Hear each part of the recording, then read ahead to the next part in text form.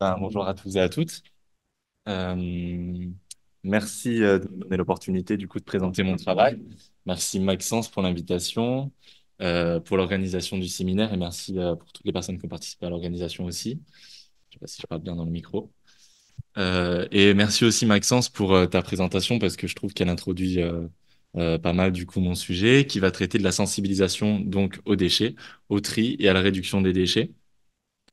Une communication que j'ai construite autour de l'état de ma recherche, en fait, puisque je suis en première année de thèse, et donc je me suis concentré pour vous présenter une partie de la problématisation de mon sujet de thèse, donc la communication, la sensibilisation aux déchets par les collectivités, avec une étude de cas du coup de Strasbourg.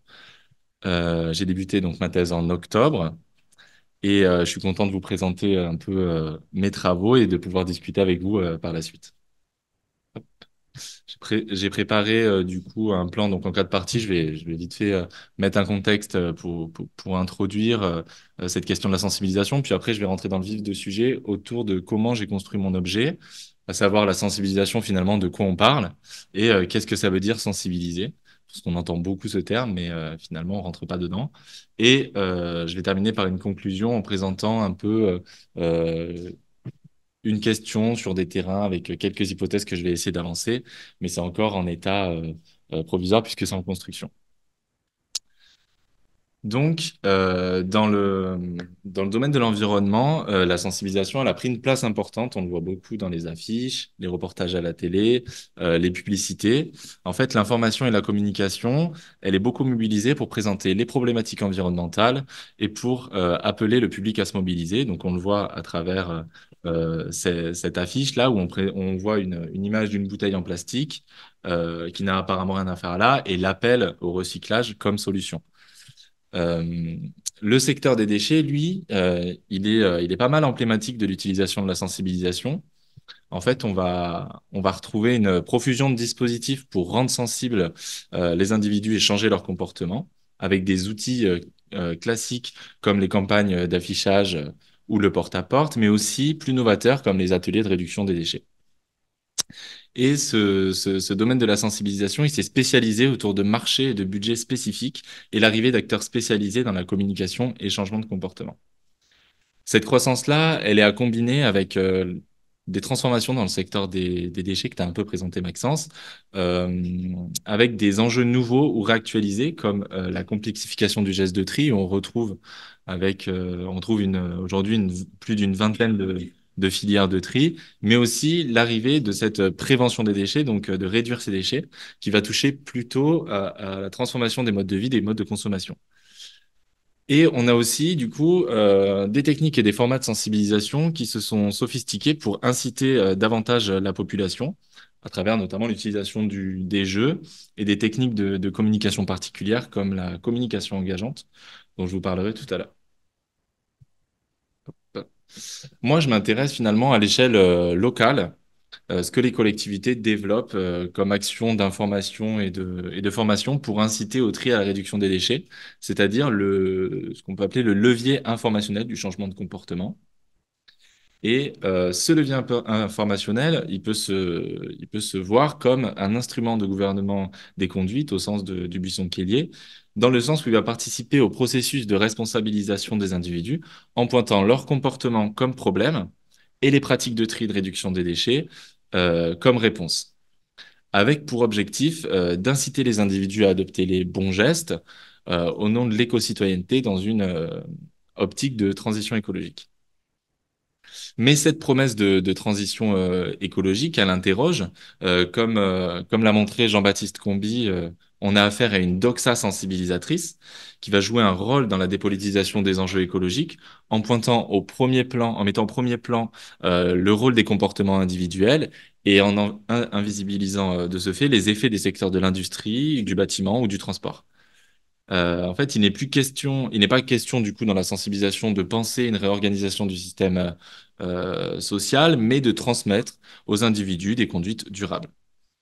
Et cette doxa sensibilisatrice, elle s'inscrit dans un paradigme particulier en psychologie sociale qu'on appelle Attitude Behavior Choice, et qui défend l'idée que les individus auxquels on inculquerait des valeurs pro-environnementales modifieraient leur comportement et prendraient des décisions favorables pour l'environnement.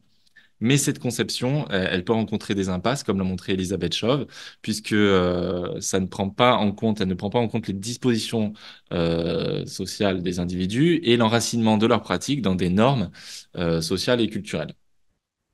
Donc voilà un peu pour le contexte. Mais moi, du coup, la question que je me pose en fait pour ce travail de thèse, c'est finalement en fait comment cette doxa elle s'opère sur le terrain concrètement. Qu'est-ce qui se passe en fait? Qu'est-ce que ça veut dire de sensibiliser les habitants?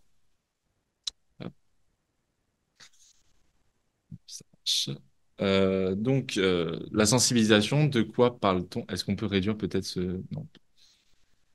Donc la sensibilisation, de quoi on parle? Quand on prend une définition de la sensibilisation, ça va être une action, le fait de susciter l'intérêt, la curiosité de quelqu'un et le résultat de cette action.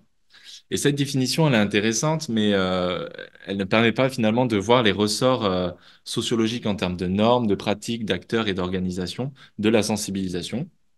Mais elle nous présente quand même une idée qui est intéressante, celle de deux actions, le fait de sensibiliser et d'être sensibilisé.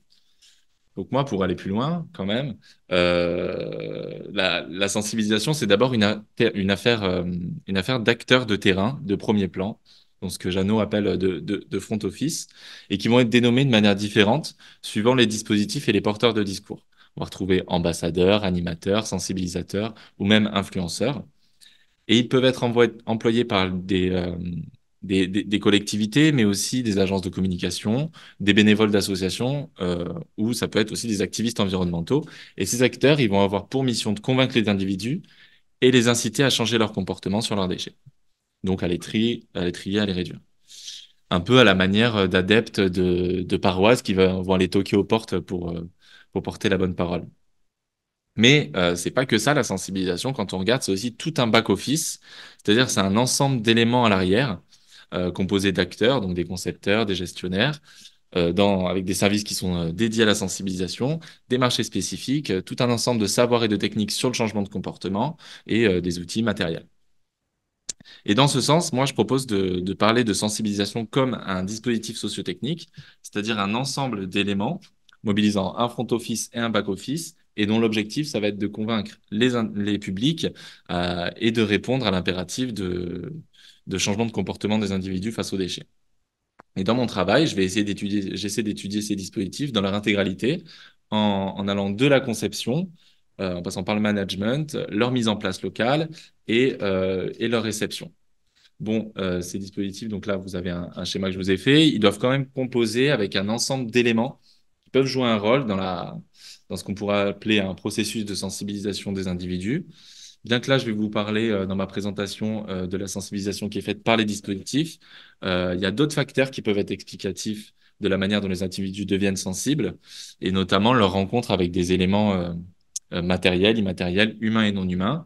Par exemple, la vision d'une plage remplie de déchets pourrait avoir un impact dans leur sensibilité, mais aussi de l'autre côté, des facteurs tels que les dispositions sociales ou les habitudes qui peuvent enrayer cette sensibilisation qui est faite par les dispositifs.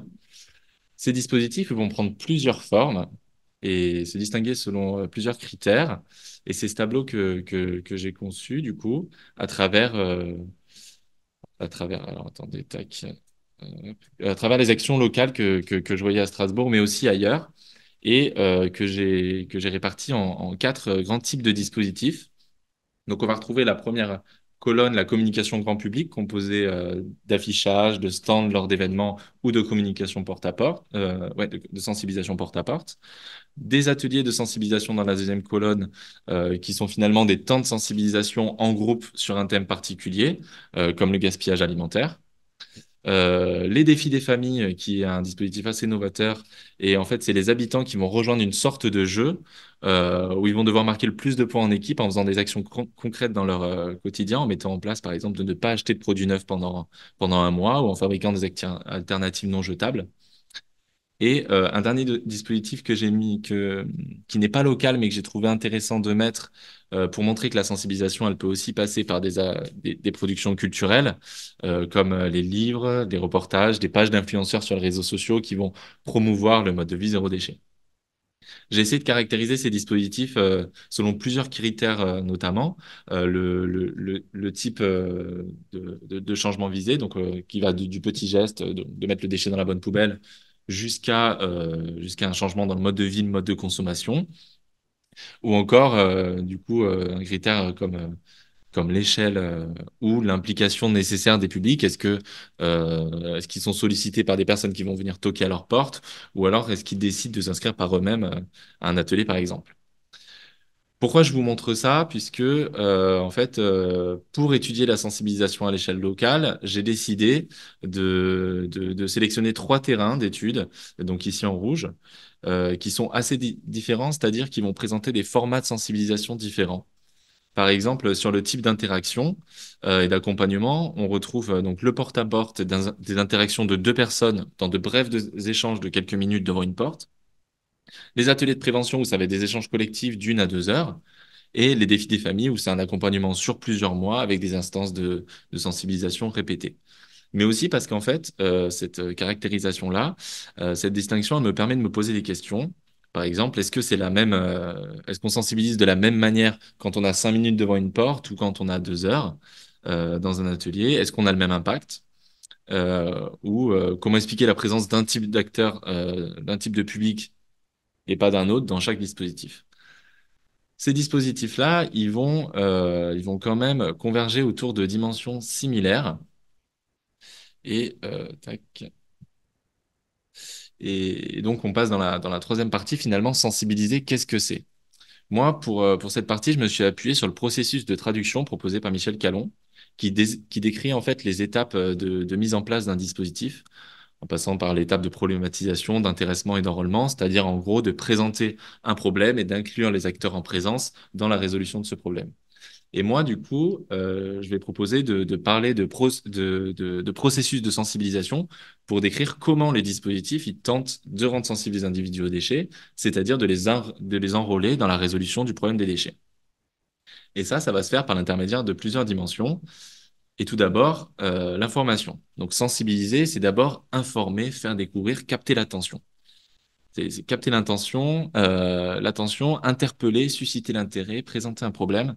Ça passe par exemple par les affiches, donc que je vous ai montré au début, mais aussi tout simplement par l'invitation à participer à une conférence ou la présentation de chiffres un peu chocs lors d'un quiz pendant les ateliers. Et on va le voir, mais capter l'intention, en fait, c'est un réel enjeu, notamment quand les sensibilisateurs, ils n'ont pas beaucoup de temps devant eux et ils sont très réduits. Sensibiliser, c'est aussi former. Face à la complexification du geste de tri et à la demande de transformation du mode de consommation et de mode de vie, il va y avoir un enjeu d'apprentissage. Et cet apprentissage, il va se présenter selon plusieurs modalités. Déjà, son contenu, on va retrouver de l'apprentissage de savoir, donc les bonnes poubelles, les bonnes adresses pour faire du vrac, et de savoir-faire, c'est-à-dire comment organiser son quotidien, comment fabriquer soi-même. Ça va aussi prendre des formes différentes. On va retrouver une sorte d'apprentissage de premier ordre, c'est-à-dire un transfert de connaissances théoriques ou logistiques, et un apprentissage plutôt par la pratique, c'est-à-dire qui se fait par l'expérience des individus, par exemple la réalisation de produits ménagers ou de cosmétiques maison en fin d'atelier. Et enfin, cet apprentissage, il se fait selon différents degrés. Les sensibilisateurs, ils vont pas avoir la même manière de former, c'est-à-dire le même degré d'expertise en fonction de s'ils ont 2 minutes devant une porte ou plus de temps, ou même en fonction des types de publics, ou des fois, quand ils vont aller dans des quartiers dits difficiles, ils vont devoir adapter leur discours.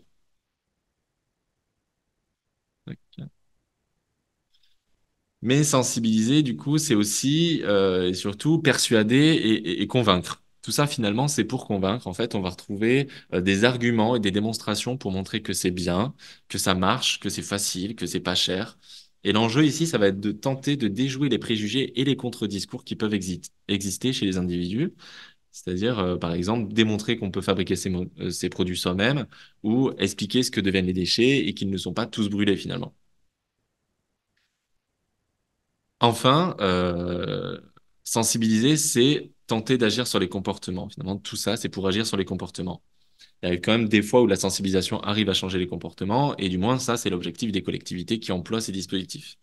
Ils vont inciter au changement de comportement par l'intériorisation de normes et de valeurs. C'est bien de trier, c'est bien de réduire ses déchets. Ça permet d'avoir son action dans la transition écologique. Et ça, c'est relatif au gouvernement des conduites dont je parlais au début, qui va passer par, premièrement, une socialisation à la gestion des déchets, par les dimensions d'information, d'apprentissage et de persuasion que je vous ai présentées juste avant, et des fois aussi par des techniques qui vont passer outre ces dimensions-là, c'est-à-dire outre ce schéma que j'ai montré, qui vont passer au-dessus, comme on retrouve dans le cas du porte-à-porte l'utilisation de la communication engageante, qui est une technique de manipulation pour tenter de décrocher un engagement des individus dans des actions concrètes sans utiliser de persuasion ou d'apprentissage. Pour finir, en fait, pour conclure, donc moi j'ai décidé de me poser une question, c'est comment ces différentes dimensions, elles interviennent dans chaque dispositif que j'ai choisi d'étudier et comment elles vont être mises en œuvre et sur quoi elles vont reposer.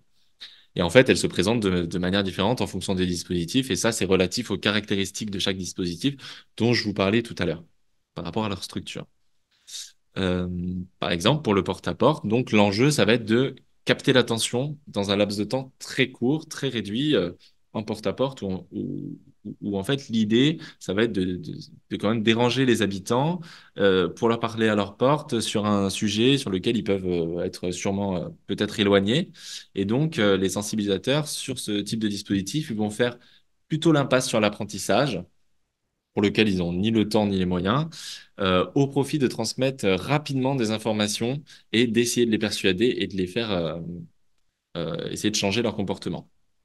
Et donc moi, mon hypothèse sur ce dispositif pour l'instant, c'est de dire que cette sensibilisation-là, de captage d'attention et de persuasion, elle va plus reposer sur les capacités personnelles des sensibilisateurs, c'est-à-dire utiliser l'humour pour tenter de faire des accroches, ou alors adapter sur le moment son discours à la personne qu'ils ont en face que sur des techniques et des outils qu'ils ont à leur possession et qu'on leur donne lors de leur formation, notamment l'utilisation de la communication engageante dont je parlais, qui repose finalement sur un protocole un peu compliqué à appliquer dans un espace très réduit, très court.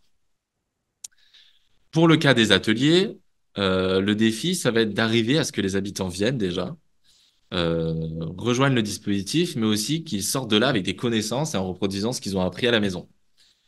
Bon, pour s'inscrire à un atelier, il faut quand même déjà être un peu intéressé. Donc, ce dispositif, il va davantage faire intervenir des dimensions de persuasion et d'apprentissage. Et moi, mon hypothèse ici, c'est que pour maximiser les chances de transformation de comportement chez un maximum de monde, ce dispositif, il va reposer sur la capacité à démultiplier les thématiques, fabrication de cosmétiques, produits ménagers, poids semi, couches et protection menstruelle lavable, pour vraiment ratisser large. Et il va reposer sur un protocole spécifique qui consiste à débuter par susciter des réactions, par un quiz par exemple, puis d'avancer tout un argumentaire persuasif et enfin d'apporter de la formation en finissant par une expérimentation à la fabrication de produits, par exemple. Enfin, donc pour les défis, ici, la question, c'est moins quand même de faire découvrir ou de persuader, mais plutôt l'apprentissage et même l'accompagnement dans la durée. Donc ici, l'enjeu, c'est de pérenniser les pratiques sur le long terme et les ancrer dans un quotidien. Et pour inscrire les pratiques dans leur quotidien et les pérenniser, ce dispositif il va avoir recours à une répétition d'instances de sensibilisation comme les ateliers, mais aussi et surtout, et donc ça c'est mon hypothèse sur quoi repose cette sensibilisation-là, c'est que ça va reposer sur des temps de convivialité, comme des apéros qu'il faut entre eux ou des conversations WhatsApp, et aussi sur une pression sociale de devoir marquer des points sur son équipe, c'est-à-dire il faut quand même participer au jeu. Donc voilà pour cette présentation. C'était pour présenter un peu ma problématisation, l'état de la recherche dans laquelle je la fais en ce moment. C'est un sujet qui me pose beaucoup de questions et qui peut partir beaucoup dans tous les sens. Donc j'ai essayé de me concentrer un peu sur cette idée de d'introduire ce que c'est que la sensibilisation et ce que c'est que sensibiliser. Donc voilà, j'espère que ça vous a plu. Là, je vous ai mis des images de quelques ateliers, des fabrications que j'ai fait.